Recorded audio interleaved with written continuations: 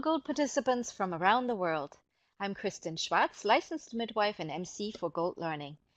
And today I have the great pleasure of chatting with two presenters, Amanda Burleigh and John Walsh, about their upcoming presentation, Bullying and Humanity, Listening Spaces to Support Midwives.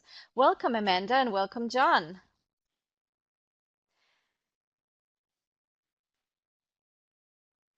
So before we dive into the topic itself, and I will start with Amanda here. Before we get started on the topic, which is a very important topic about bullying especially in the work space, midwives, Amanda, tell us a little bit about your professional journey, and then hand over the mic to John so he can tell us about his professional journey. Hi, Kristin. My name's Amanda Burleigh. My professional journey, I've been a midwife for 30 years. My journey and interest in bullying and humanity began about 13 years ago when I recognised that immediate core clamping wasn't evidence-based practice, but it was a practice that we were using routinely. At that time, I thought that it might be easy to change practice and realised after a little while that it was not very easy to change practice and that most people like the status quo and that anybody moves away from the status quo tends to become a bit of a target.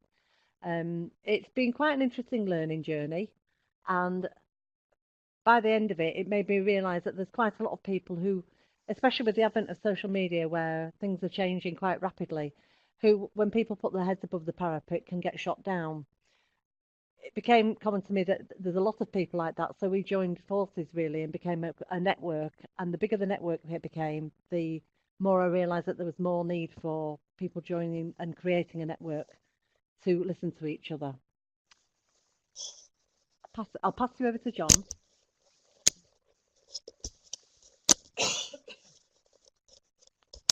Hi, Kristin. Hi, John. Now tell us a little bit about your professional journey. Okay. My health professional journey started about 23 years ago.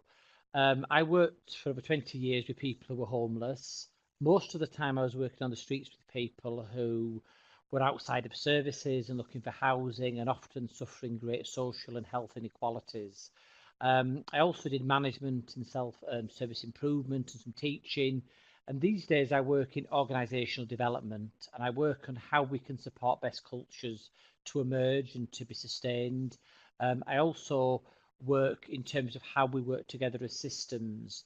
And I think probably the most important aspect of my professional journey is about people, is about whether they are people who use services or people who work in services, and how we can support people to flourish and how we can support people to see and own their gifts. Thank you so much for sharing, both of you, sharing your background. And it looks to me like you're coming from different backgrounds. And now my next question is, how did this presentation, this joint presentation about bullying, come to pass? How did it happen that you had the idea, and how did it all happen? Tell us a little bit. Maybe Amanda starts first again. Hi. Well, you very kindly asked me if I do a presentation on bullying in midwifery. I think somebody must have seen that the website, that the Facebook page that we set up, Right. Say No to Bullying in Midwifery, and it's become quite a big topic, which is fantastic because the thing about bullying is it's so hidden, and we need to get it out in the open. We need to get people talking about it. I have been friends with John for a few years now, and I discussed it with him, and we have discussed bullying in midwifery and other areas. And so the prospect of doing a presentation on my own was quite large. So I asked John if he would join me, and he very kindly said yes. And we think that adds value to the presentation because we both come from different areas, but there are similarities in the behaviours that we have seen and witnessed.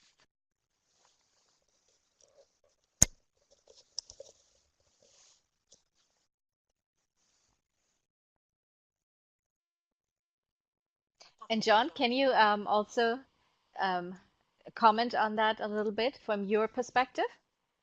Yeah, I think it was when I started several years ago to manage staff that it struck me about how vulnerable people are and how vulnerable people can be, and our need to support people.